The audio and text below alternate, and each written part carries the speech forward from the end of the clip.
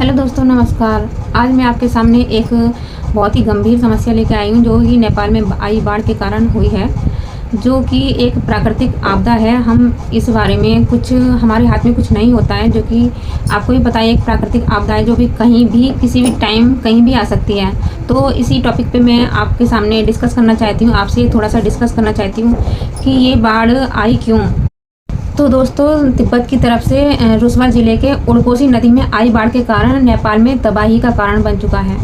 बहुत सारे मेंबर, बहुत सारे लोग, तबाही के कारण उथल पुथल मच चुकी है। बहुत सारे घायल लोग हैं और बहुत सारे मेंबर की डेथ भी हो गई है। नेपाल में अभी तक 55 लोगों की मौत हो गई है, जिनमें 384 लोग लापता हैं और 291 लोग विदेशी हैं, और इनमें से भारतीय नागरिक 105 हैं।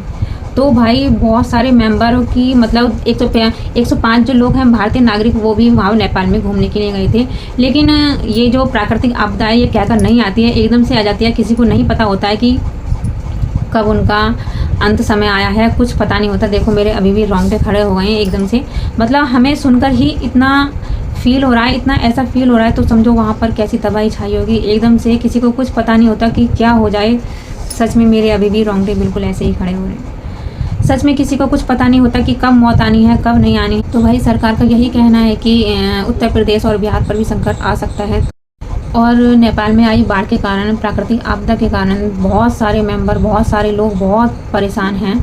तो कई स्थानों पर तो परिवार अलग हो गए, सब ऐसे तहस नहस हो गए। किसी को कुछ नहीं पता कि कौन कहाँ गया है, कौन कहाँ गया है। सच बताऊँ तो वहाँ एक तबाही का माहौल छाया हुआ है।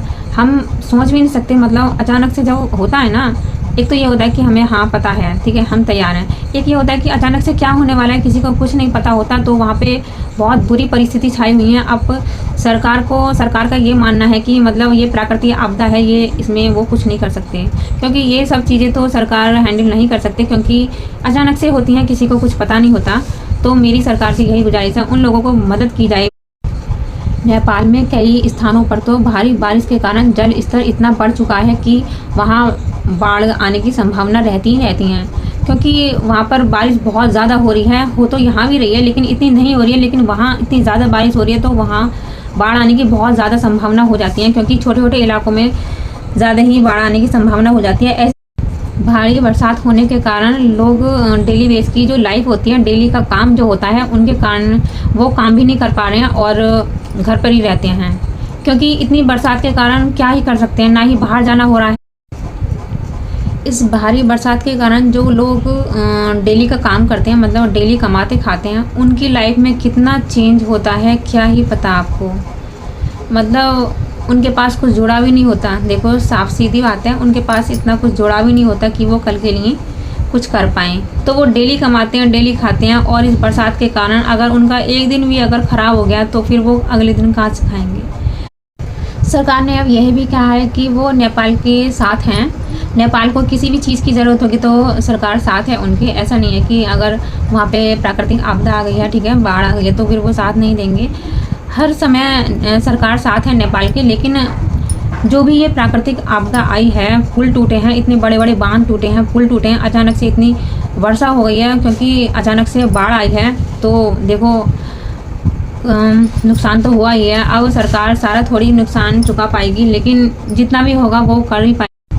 सच बताऊं तो मेरा तो यही मानना है कि सरकार को ज़्यादा से ज़्यादा हेल्प करनी चाहिए, क्योंकि उन लोगों का भाई सब कुछ बर्बाद हो गया, कुछ नहीं बचा। जिसका घर बर्बाद हो गया ना, उसका समझ लो सब कुछ बर्बाद हो गया। तो मेरी सरकार से यही विनती है कि उन लोगों की ज़्यादा से ज़्यादा हेल्प करें, ज़्यादा मतलब जा करके देखेंगे क्या क्या नुकसान हुआ है, क्या क्या नहीं हुआ है। बहुत ज़्यादा, मुझे तो बहुत ज़्यादा दुख हो रहा है। सच बताऊँ तो पता नहीं कैसे कैसे क्या क्या हो रहा होगा, और एकदम से जो चीज़ें जिस पे बीतती है ना, वही समझ सकता है। सच बताऊँ तो बहुत ज़्यादा बुरी हालत है वहाँ की। पता नहीं क्या हो रहा होगा इस टाइम, मुझे भी नहीं पता है। जैसे कि मुझे कल ही पता चला है इस बारे में। तो देखकर बहुत ज़्यादा टीवी वगैरह में इतने खतरनाक सीन दिखा रहे हैं भाई, देखते ही रोंगटे खड़े हो जाते हैं। बहुत ज़्यादा डरावना सीन देखा है। एकदम से पानी को जब देखते हैं ना कि एकदम से पानी आ गया, बाढ़ आ गई, तो बहुत ज़्यादा खतरनाक सीन हो जाता है। तो मेरी आप सभी से यही कहना है कि आप सभी इस बारे में क्या कहेंगे कि सरकार को ज़्यादा से ज़्यादा हेल्प करनी चाहिए या नहीं, क्योंकि ये हर किसी के साथ हो सकता है। ये एक प्राकृतिक आपदा है, कहीं भी आ सकती है, किसी के पास आ सकती है, किसी पर भी आ सकती है, ठीक है।